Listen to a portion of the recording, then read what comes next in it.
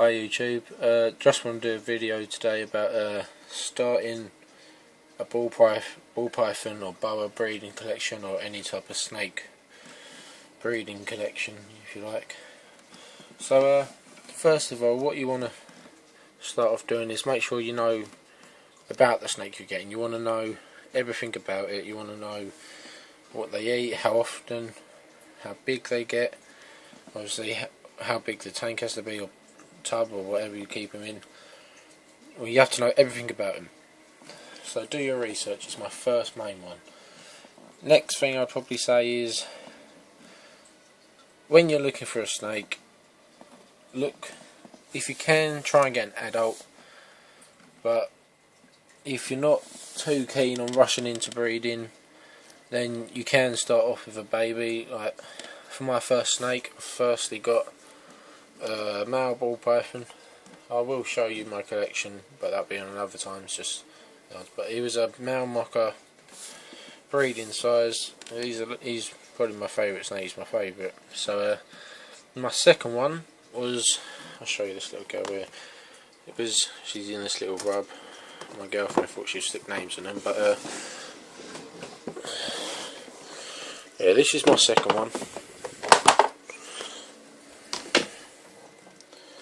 This is my second ever snake. This is basically, I thought I couldn't find any big ones, so I went for just a normal ball python, a female, small. She was about 150 grams when I got her.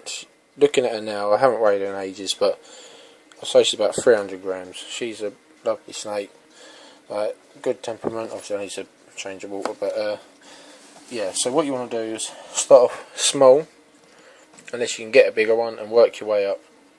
And if you've watched my videos before, you've known I keep them in rubs. See, apart from this big boa, but I keep them in rubs. So next thing you want to know is probably how big you want to go. So you need something suitable for the size. So this rub is a 30, no it's not, it's a 55 litre.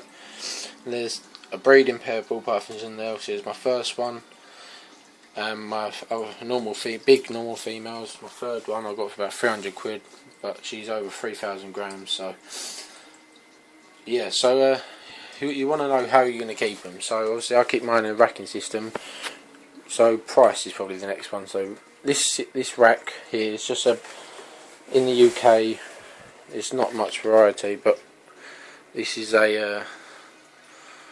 just a heavy duty rack on top of this 4-foot bib. But this was about 20 quid for this. The only reason I have the lids on is because if I keep them open, this wood isn't suitable for them, and if anything happens, like mites, they can settle into the wood, and it's just a pain. It can give them infections and make them ill. So I keep the lids on until I've got until I've got more pieces of wood. And yeah, this rack is simple. It's just literally these bars clip into the side here, all the way around, and this piece of wood goes on top. You can fit them to any level you want. And also there's a joint here, so you can make it into how many. So you can make it two. You can get 2 ribs out of them, and they come with 5 shelves. So yeah, as you can see, I've got the 3 smaller ones on the bottom.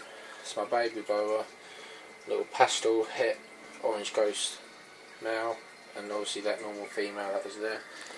Then I've got another breeding pair. I've got a spotted python in that one, another breeding pair, an adult male who's sort of reserve, female spider who I'm trying to get up to breeding size for next year, and the smell butter who will definitely be up to breeding size next year. I know it's hard to see, I'm sorry, but yeah. So next thing is obviously housing for them.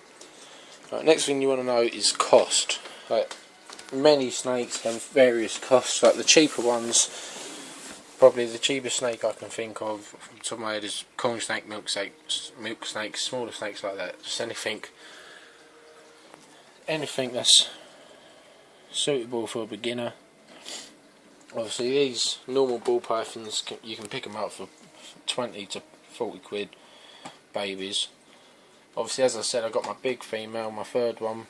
she was 3,000 plus grams, but I really needed a female, like an adult female, because I'm desperate and breeding. So what I've done is I basically spent 300 quid on her, and now she's gone into ovulation, and I think I felt about 7, 8 follicles or something like that. Yeah, so anyway, yeah, you want the cost. Obviously the racking system itself, 20 quid. Like heating, I've got double thermostats. I've got 2 doubles and 2 singles to power this one and one of the others.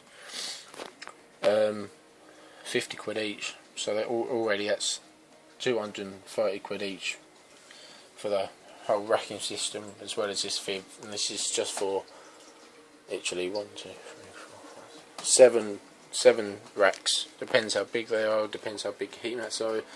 Obviously there's cheaper ways. You can get one heat mat and run it all the way through and connect it to a thermostat. But it's just things like that. You want to know your costs. You need to make sure you have money to take care of them. Obviously for the bedding, I bought a big 20 kilo sack of Aspen bedding for £20. That's quite good. Not a designer brand, but this guaranteed mite free. Obviously you want to get water bowls, hides for maybe your little ones. The boxes, these boxes, the big ones here, they cost about 20 quid just for the big ones, and tenner.